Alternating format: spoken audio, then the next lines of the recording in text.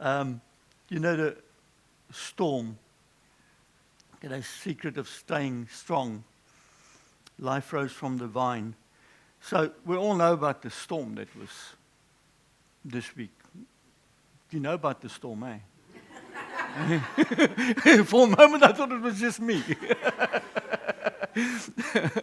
And like Herman, walking with Bella and moving up and down the streets, there I would notice these branches that was torn off from the tree because of the strong winds. And then when I drove, I would see all these trees that was blown over. I heard somebody told me that the golf course in George, 200 trees was blown over. That's, my mind can't even imagine 200 trees together being blown over. It's for me, there's strength in numbers and trees, it's just amazing. The force of nature. And trees that stood for so many years, when you see these big trees, they stood for so many years and yet they were blown over in this storm. And so if it wasn't the branches, it was the trees that was blown over. And then some trees, if they weren't blown over, they just broke in the force of the wind.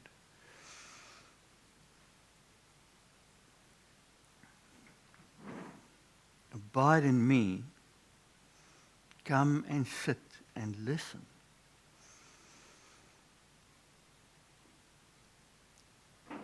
And I realized that we go through storms. We go through times where, man, dis rof om ons. It feels as everything ruk en pluk aan jou. And a lot of times it's like the wind, you don't see it, but you feel it. You don't know what's happening. You can't see what's happening. You don't know what's happening, but you know it's happening because you can feel it and you can see the effect of it.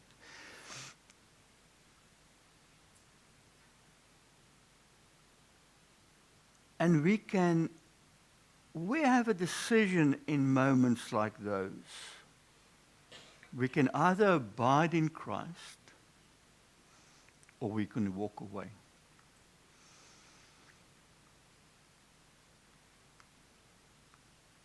When I say walk away, because I've heard so many people say in the past, I was a Christian, but it didn't work for me. And it's like, man, I would love to know who coached you on what a Christian is. Because if you were truly a Christian and understand what it is all about to be a Christian, then it is the tough times that solidifies you in Christ. It's times where you don't feel close to God. But yet He's the only one, the only, if I dare say, thing that you can grab onto. So from this, I want to speak to you this morning. And it's a portion that you've heard me speak on often, but today I want to do it verse by verse. I've always spoke about it and I grabbed into it, but today I want to speak to you about it verse by verse. So Jesus says, I am the true vine, and my Father is the vine dresser. So, we're going to do it practical this morning. Is that fine? Martin, what is your favorite fruit tree? Favorite fruit? A peach. Okay. You will be a peach tree. Shall we baptize him?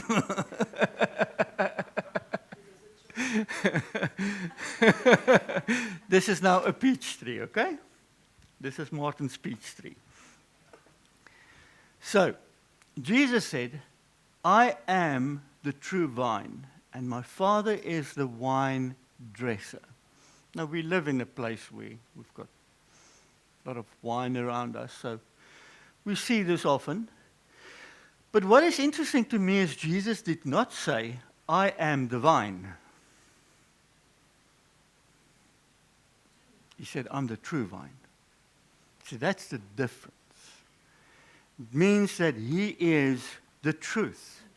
He is the true one. There's others like me, but I am the true one. And we hear those echoes often in Scripture. So there's a difference in meeting religion and meeting Christ. There's a difference in abiding by a lot of rules and not meeting Jesus, the source of life. You hear what I'm saying? So he's the true vine.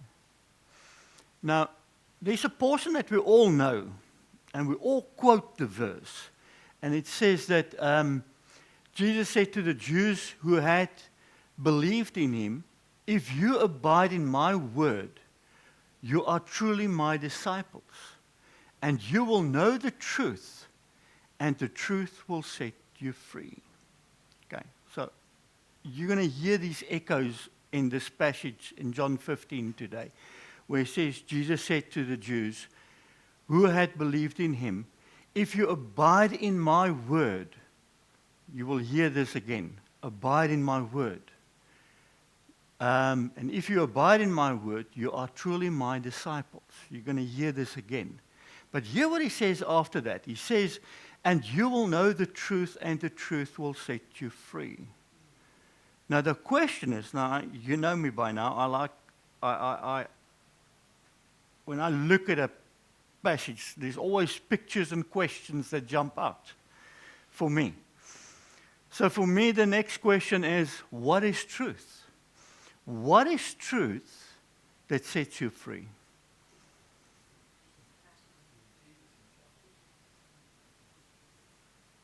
See, we make it truth or truthful things.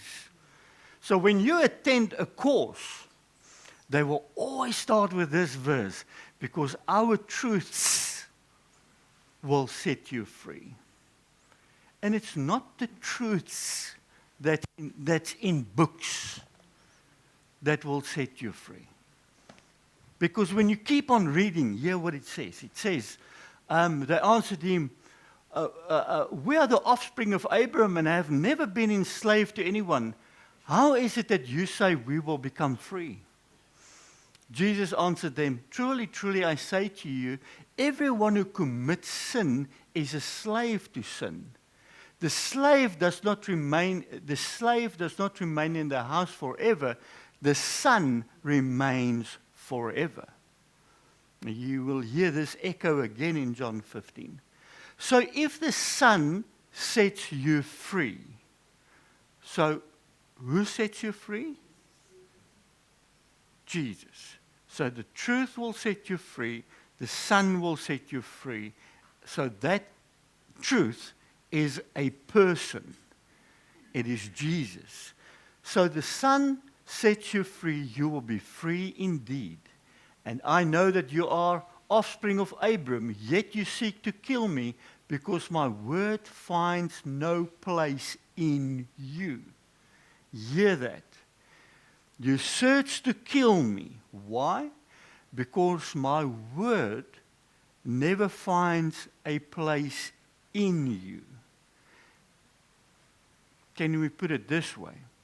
You were never impregnated with my word. You never received my word. My word was never inside you. You never carried this. Seek to kill me because my word finds no place in you. I speak of what I have seen with my Father, and you do what you have heard from your father. And then we know a few verses on, he calls Satan their father. So Satan, their father, you seek to kill me because of their father. He's a destroyer from the beginning. He's a liar from the beginning. And he obviously wants to kill Jesus. But it is the truth, Jesus, that sets us free. So he's the true vine. So if he says that he's the true vine, then we must know that truth, because he is true and he is the true vine. There's freedom in him. Does that make sense? It's more than just what we quickly read. It's loaded with truth, because he's truth. It's all about him. He's pointing to himself over and over and over again. So, I am the true vine and my Father is the vine dresser. Every branch in me that does not bear fruit, he takes away. And every branch that does bear fruit, he prunes, that it may bear more fruit. Already you are clean because of the word that I have spoken to you.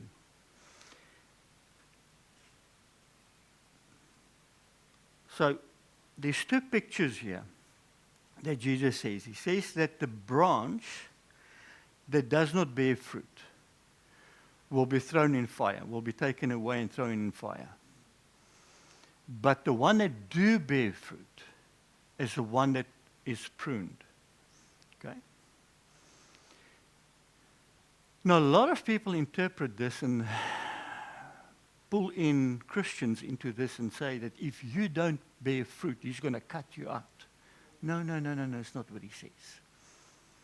Also, you need to read it in context. What he does say is, if you bear fruit, he will prune you. And the branch that does not bear fruit will be thrown away. But we don't know at this stage, from where we are now in this passage, why that branch does not bear fruit. We don't know it yet. Do you understand the picture so far? So what Jesus said,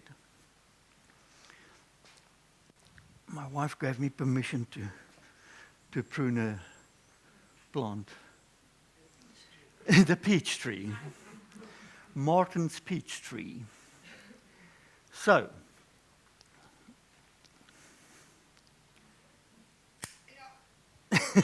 I know.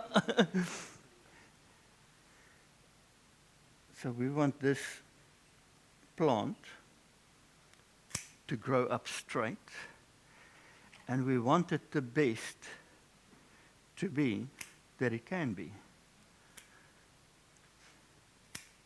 Good. So, now it already looks better, it looks straight up, and it will start growing up straight.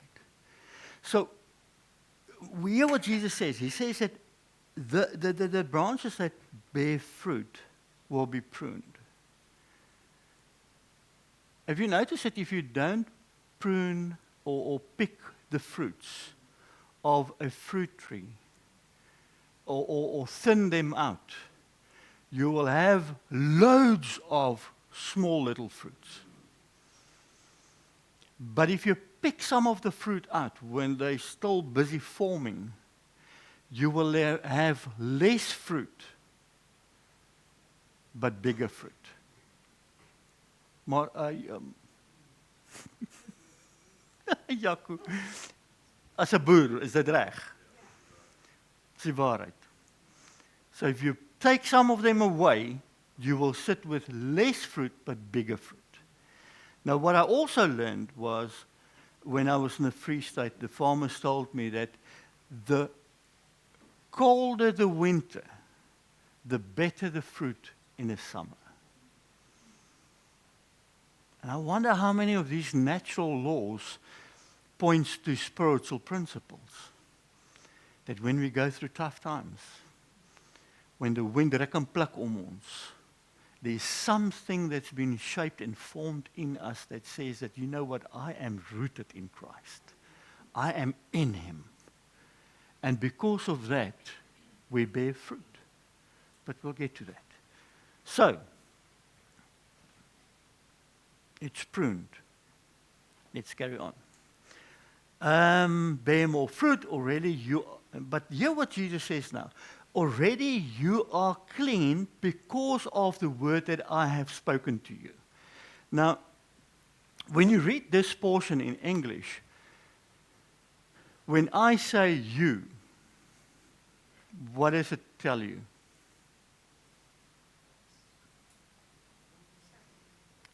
Now we've got two answers. You said self, and she just said us.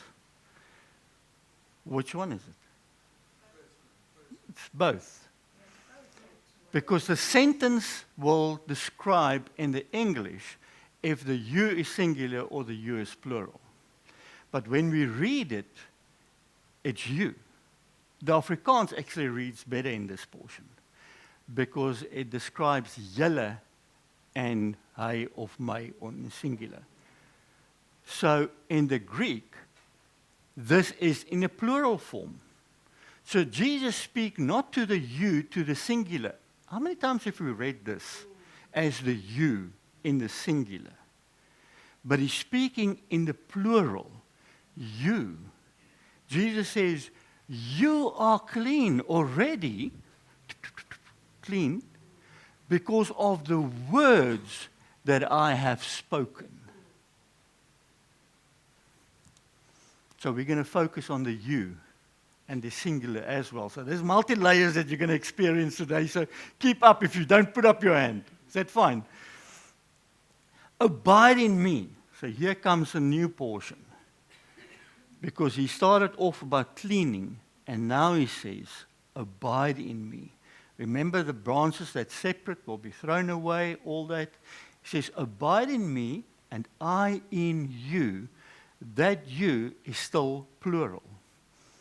Abide, you abide in me, Jesus said, and I abide in you. As the branch, singular, cannot bear fruit by itself unless it abides in the vine, neither can you, plural, unless you, plural, abide in me. Different picture. It's the same, but it's still a different picture. Because we in a Western mind is very individualistically tuned. The Eastern mindset, where this comes from, is more community tuned. So he's speaking to the community, to the group of people in front of him, and he said, this is what's happening. He's speaking to them. So, abide in me. Let's first look at the abide in me.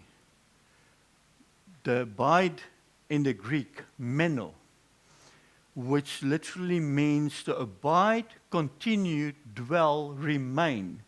A primary verb to stay in a given place, state, or relation, or experience, expectancy. Abide, continue, dwell, endure, be present, remain, stand, tarry. You get the picture. So what Jesus is saying is, abide in me, continue in me, dwell in me, endure in me, be present in me. So, do you understand the word abide now? So let's go further. He says, abide in me, and I abide in you. If you stay in me, if you find your presence in me, I will find my presence in you. As the branch cannot bear fruit by itself. Hier lê die enetjie nou. Ja, but Rolf, it still looks fine. It's still green. The one there is green. But this one is not connected to life anymore. And if it was a peach tree, this will die. And it's actually dead without knowing it. And all it will now do is dry out. So Jesus said, a branch on its own cannot bear fruit. There's no life in its own. As a branch cannot bear fruit by itself unless it abides in the vine, unless it's in here, neither can you, plural, unless you abide in me. As this branch don't have life in itself, unless it's linked to the vine, it cannot live. As you, unless you are in him and abide in him and he in you, there's no life in you. It might look like it, but there's nothing. So, I am the vine, you, plural, are the branches. Whoever abides in me and I in him, he is that bears much fruit, for apart from me, you can do nothing. So the difference between this branch, the peach tree branch, and the peach tree branch on the tree, these branches can bear fruit. This one cannot. Even if it try, it cannot. And the wonderful thing about this is that fruit that's on this tree comes effortlessly because it's part of life. It's part of life that flows through the branches. It's part of being connected to this living tree. And it's the same with Christ. So, I've got this veggie garden that you know, and every time I walk past it, and especially at night, you hear these groanings. And then the next morning, he sits a chili. And and when there was still gem squashes, you would walk past and you would hear these things groan at night. The next morning there's a gem squash. Why do our Christians do that? It's so effort. It's so much effort and things we have to do to show people that I'm a Christian. I need to do so many things just to bear fruit. But when it comes to the veggies and when it comes to the trees, it's effortless. It's part of growth. It's part of being connected. It just happens. And that's the mystery about when you walk past, the one moment there's nothing on the tree or on the veggie plant, and the next moment there's a tiny little fruit that wasn't there the previous day. And I took a what do you call that thing? Ag man, daai pampoen wat lyk so peanut. Butternut. I took a photo of a little butternut that was as small as my thumbnail. It was just effortless. It was there the next moment. I didn't even realize. The next moment there's this tiny little butternut. And then I took another photo of it when it was as big as my thumb. And then eventually I took a photo of it where it fitted into 2 hands. And it was effortless. It just happened. All I had to do was to go and look every day. It's like, oh wow, look at this. Silent. There was no sound. There was nothing that happened to the plant. It's just the fruit that became bigger and bigger and bigger, effortlessly. And the only reason was because it was connected to the plant. If I picked that butternut off when it was still the size of my thumb, it would not stay that size. It will rot. It will go for wasted because it's not connected. So, hear this. Abide in me and I abide in you. As the branch cannot bear fruit by itself unless it abides in the vine, neither can you unless you abide in me. it's interesting that Jesus don't really say how the branch is not connected to the vine anymore. Because the pruning is in the bearing fruit. He did not say why the branch is not connected.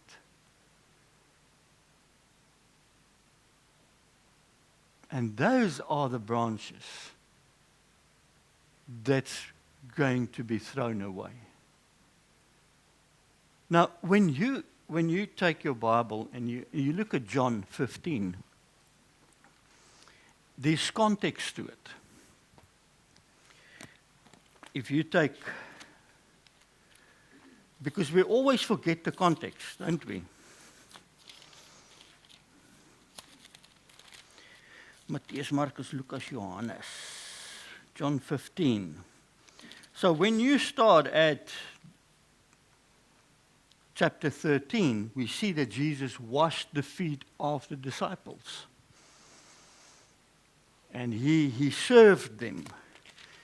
And then you see he gave them a new commandment. A new commandment I give unto you, that you love one another. Just as I have loved you, you also are to love one another. By this all people know that you are my disciples, if you love one another.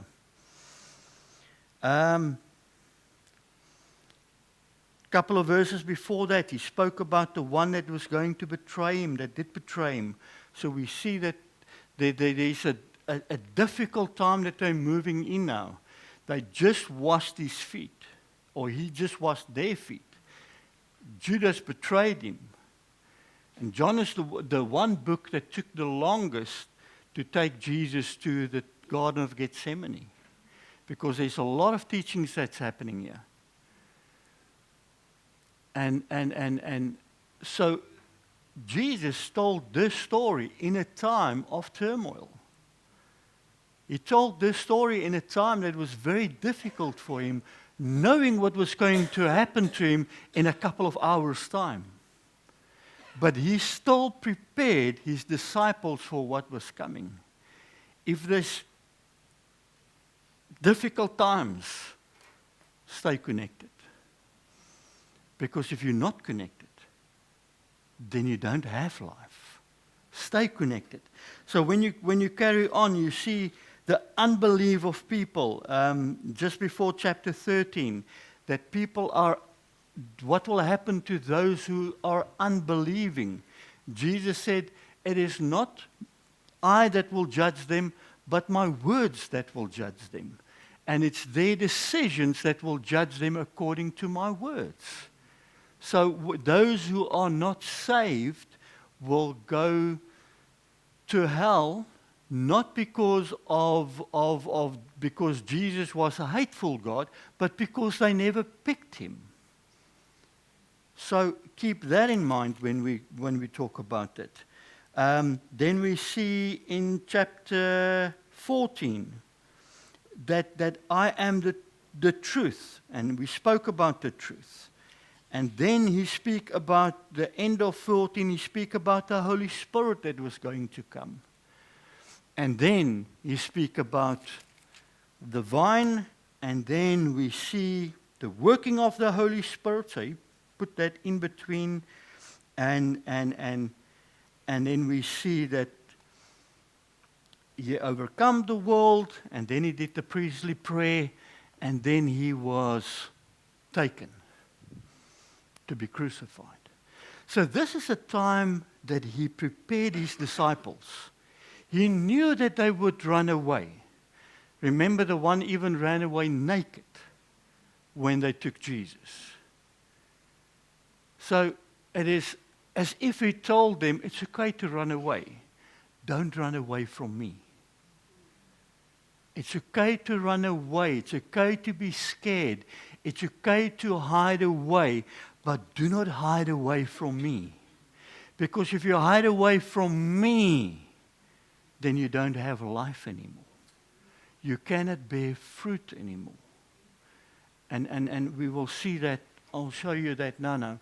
So, if anyone does not abide in me, he is thrown away like a branch, and withers, and the branches are gathered, thrown into fire and burned.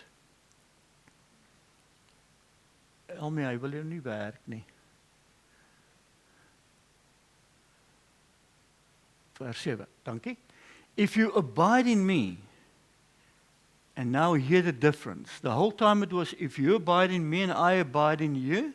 Here now is a change. He says, if you abide in me and my words abide in you, ask whatever you wish and it will be done for you.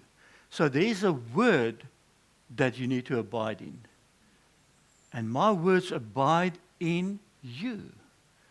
So what he is saying is, if you abide in me and I abide in you, and you find your place in me, I find my place in you, then what I say will become important to you.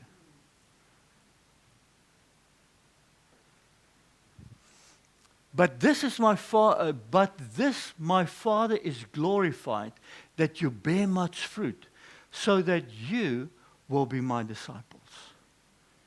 So us bearing fruit glorifies the Father.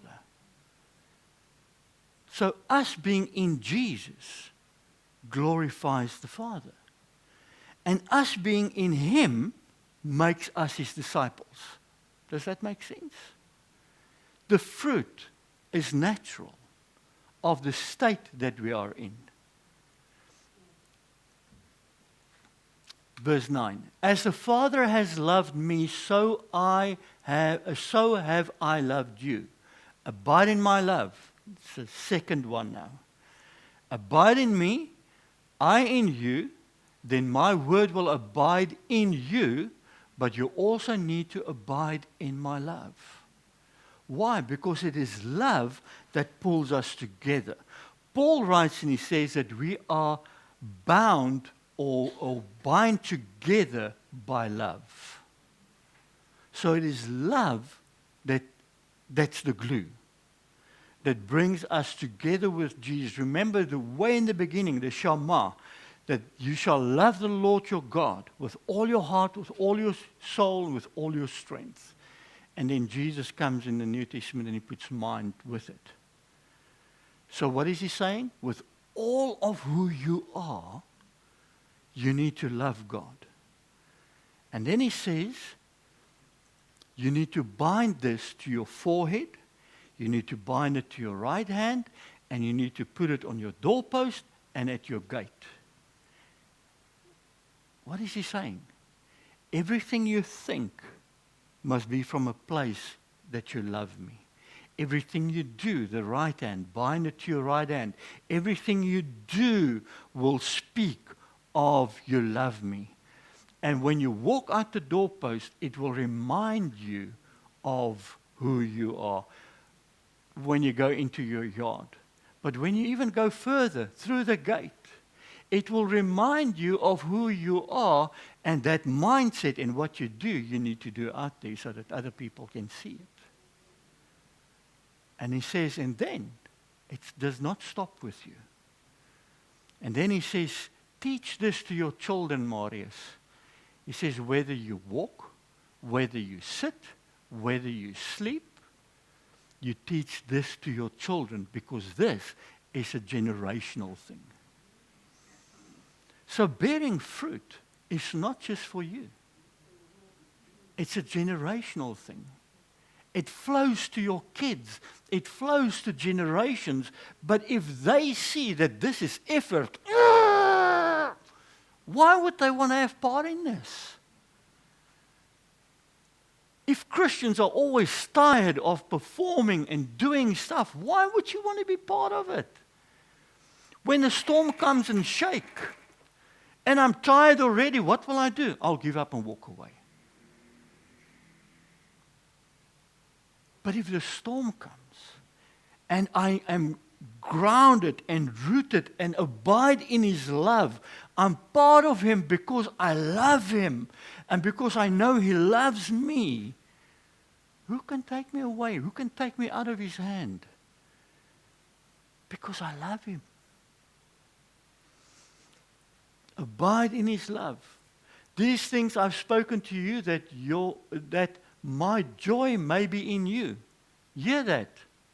These things I've spoken to you, that my joy, God's joy, Jesus' joy, may be in you, and that your joy may be full.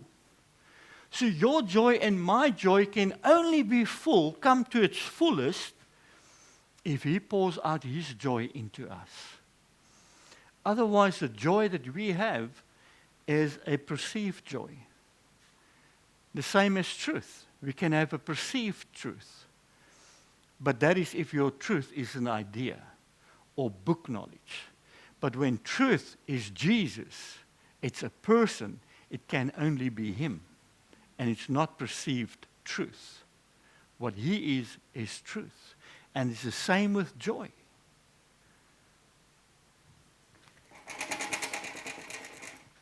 I abide. Why? Because I love Him and He loved me. I'm full with joy. Why? Because I'm in Him and it is His joy, not my joy.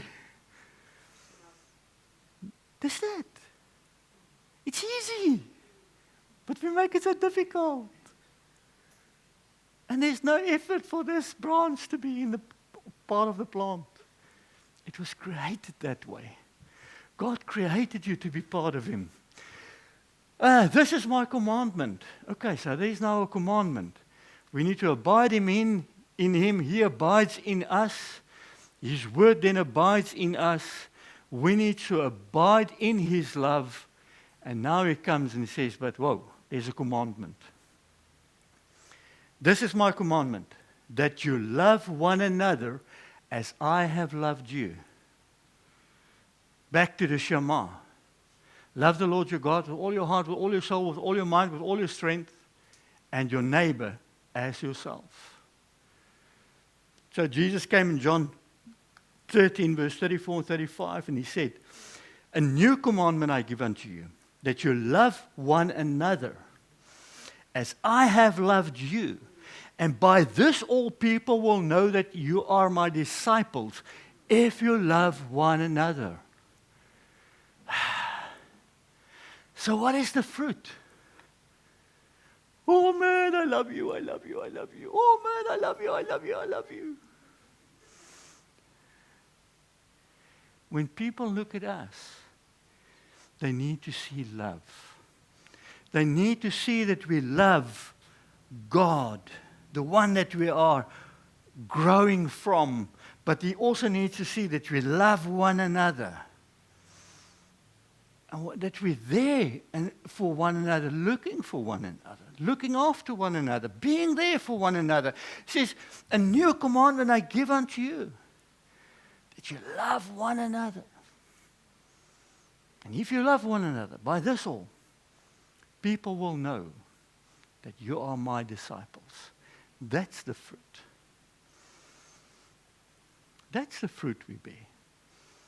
We are bound by love. We abide in His love so that His love can flow from us to one another.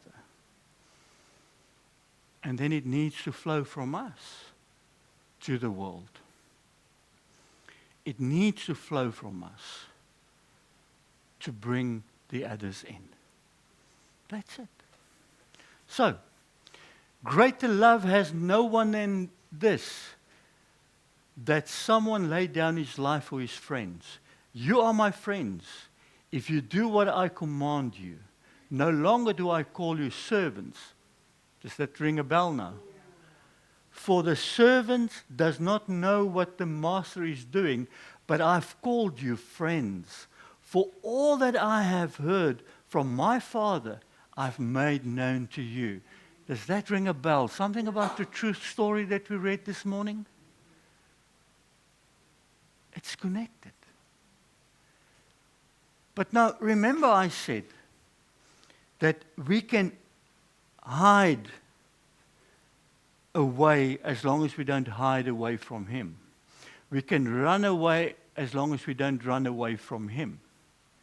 Peter, remember the story was in this time of crisis, and he told them, abide in me and you bear much fruit. Now, Peter's story connected to this. They take Jesus, and after they took him, he went to stand at a little fire. He followed them far off. And that's not after the one disciple ran away naked. Eh? He followed them far off. And then when they say they kindled a fire in the square, Peter went to stand there at the fire, keep himself warm, and trying to figure out what they're going to do with his master. And then a servant girl came to him and asked him three times and asked him, "Are you connected to him?" "No, I'm not." "Are you connected to him?" "No, I'm not." "Are you connected to him?" "No, I'm not." And then Jesus was crucified. We know the story. And then we know that the disciples went back to what they did. And God is just so amazing. Remember what he said, "Abide in my love." I love you. My Father sent me to love you. And so Jesus went back to the disciples and he called them a second time. Have you noticed that? And then Peter, when he saw Jesus, he jumped into the water and he swam to him. And this is so amazing. To have a fish braai is very biblical. Because Jesus already made, they're trying to get fish, get the picture. They're trying to catch fish. But Jesus already made a fire and he was busy braaiing fish. And he called them, "Come. You want fruit from your hands? You will come and eat from fruit that you have not worked for." Get that picture. You want to catch fish? I'll give you fish that you didn't catch. You never worked for this. It's fruit. It's there. It's effortless. But he called him back to the same place where he denied him, at a fire.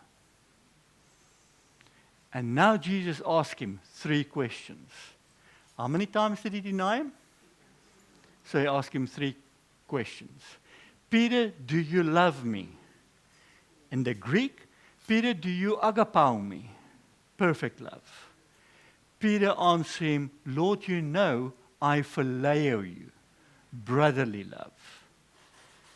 And I think there was an awkward silence. It doesn't say it, but I picture that it had to be an awkward silence. And then Jesus asked him a second time, "Peter, do you agapao me?"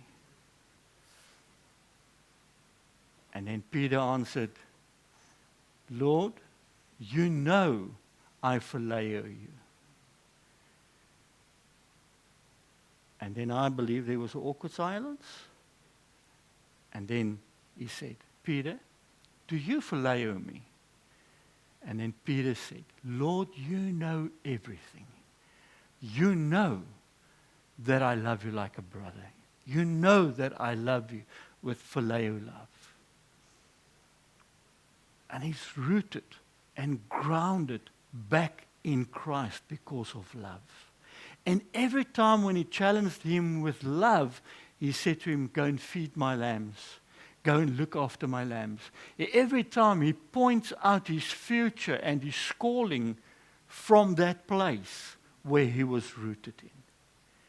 Even though Peter was, for the first time in his life, at a very honest place.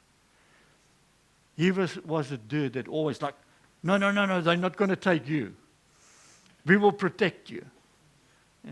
Get away from me, Satan. There was always times where Jesus had to bound him in. And for the first time now, you see Peter come and say, "Lord, I love you, but not that way. Tone it down a bit. I love you, but tone it down a bit. My efforts in the past was my efforts." And then Jesus said to him, "The effort you will have now will flow from this place where you're rooted in love." Does that make sense? And that will be effortless.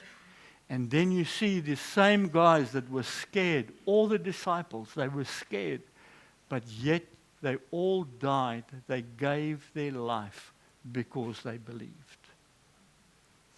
Something changed. I'm going to close with this. I'm not going to continue. He says, you did not choose me, but I chose you. And that you is plural.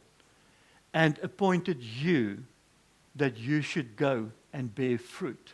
And that your fruit should abide, so that whatever you ask the Father in my name, he may give it to you. These things I commanded you, so that you will love one another. But hear what he says. He says that you didn't choose me. I chose you. I want to tell you this morning, you thought when that evangelist said, if you come out now before the grace door closes and you run to the front, you will be saved and never go to hell again.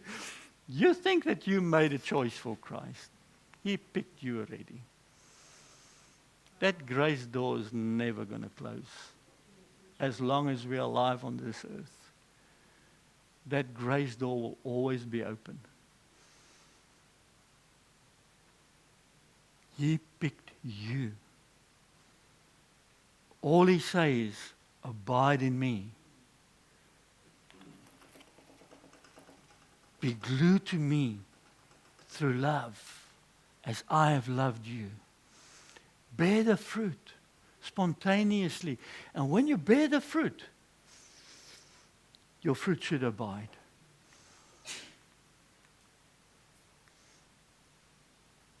These things I commanded you, so that you love one another. Love one another. Let the fruit stick. Love one another. So when you walk and you see the leaves and the trees, when you walk through a community, I want you to think back to this. I want you to have a conversation with the Lord and say, thank you, Lord, that I am not this leaf, this branch lying on the ground here. Thank you that I am connected to that tree.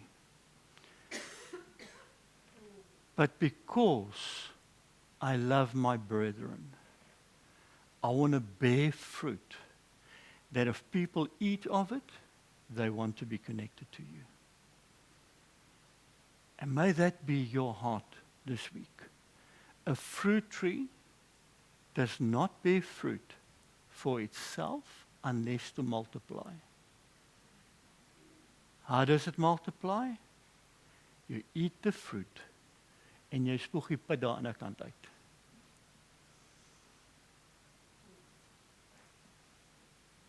So may you this week bear fruit of love. May you bear fruit of love this week that will draw people, that when they eat of it, that they will say, man, I want to be part of this. But if you're going to groan and complain, I don't want to be part of that. We are human beings, not human doings. Bear fruit this week that is filled with His Word, impregnant with His Word, impregnant with His love, that when people eat of it, they will want more, and that they will want to be part of Him.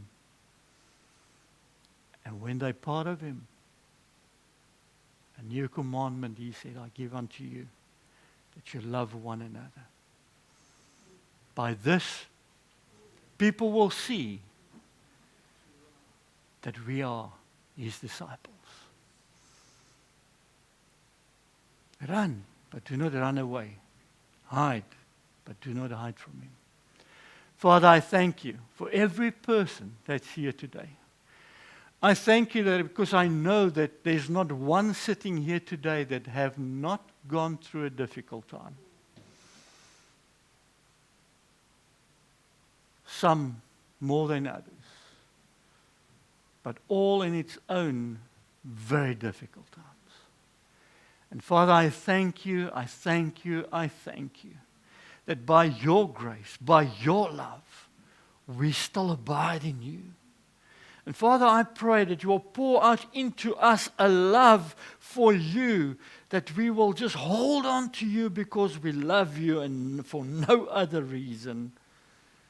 And Father, may this love compel us to bear fruit that will share love to the world. Father, and I thank you that I know that everyone sitting here this morning have the ability to bear fruit, have the ability to love because they're rooted in you. And because they're rooted in you, it's spontaneous. We don't even have to have effort to have it. Thank you, Dad, that you called us to share with the world what we have. Thank you that even this is effortlessly. And I pray everyone sitting here that they will become so aware of your love this week and that they will share this with the people around them. In Jesus' mighty name, amen and amen.